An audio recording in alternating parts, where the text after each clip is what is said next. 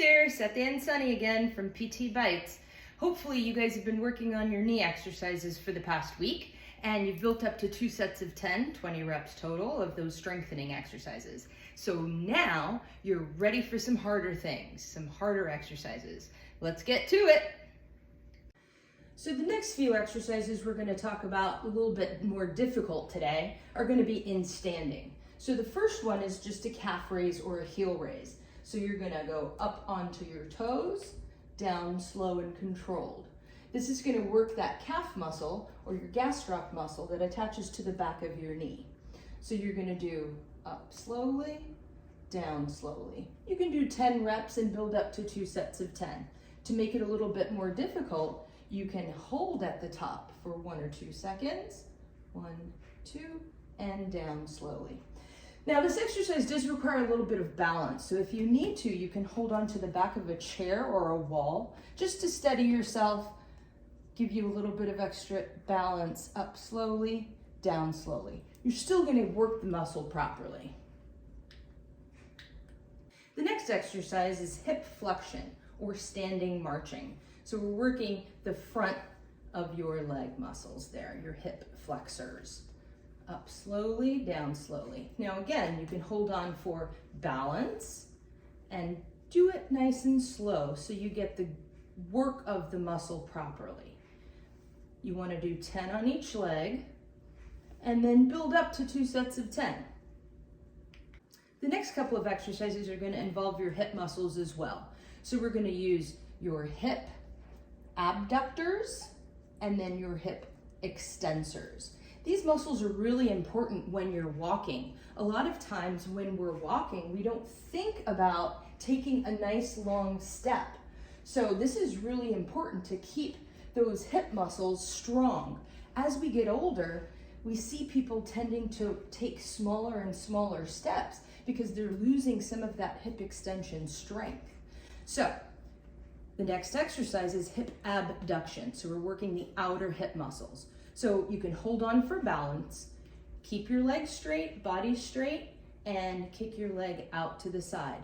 Now, just go as far as you can go. You don't want to go so far where you're leaning your whole body because you could hurt something else. You could hurt your back, irritate something else. So make sure you're standing up good and tall. You're kicking out to the side, back in slowly. Another tip is you want to make sure that your foot is pointing straight. If your foot turns out to the side, you've kind of lost the muscle that you're working. So make sure your foot's pointed straight and you're going to feel that on the side of your hip. You're going to feel this on both sides. So do 10 on one side and then switch and do 10 on the other. As we talked about hip extension, the importance of that, now we're going to work on exercising those hip extensors. We're going to kick back slowly, in slowly. You don't want to lean forward like that. That's going to be irritating to your back. And then again, you're not going to work that hip muscle. So make sure that you're kicking straight back. Now, this is a little motion. You're only going about a foot away and then back in. So 10 reps of this, build up to 2 sets of 10. And do both sides.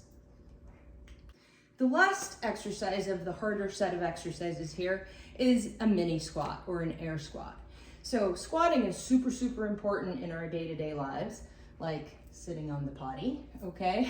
So this is a really important and functional exercise, okay?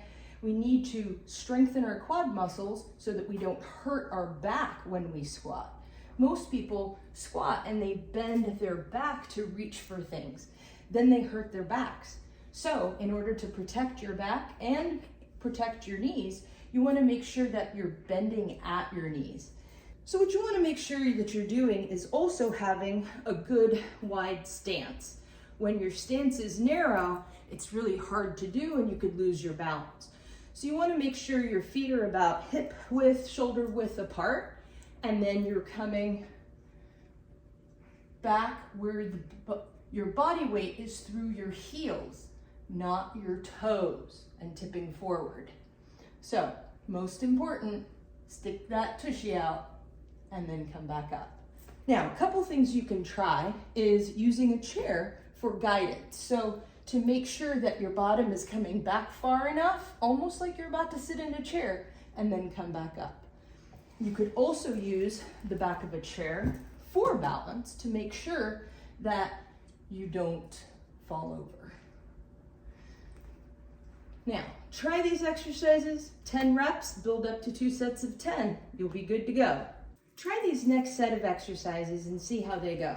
They are a little bit tougher, so be careful. Don't hurt yourself. Go slow and be consistent. Until next time.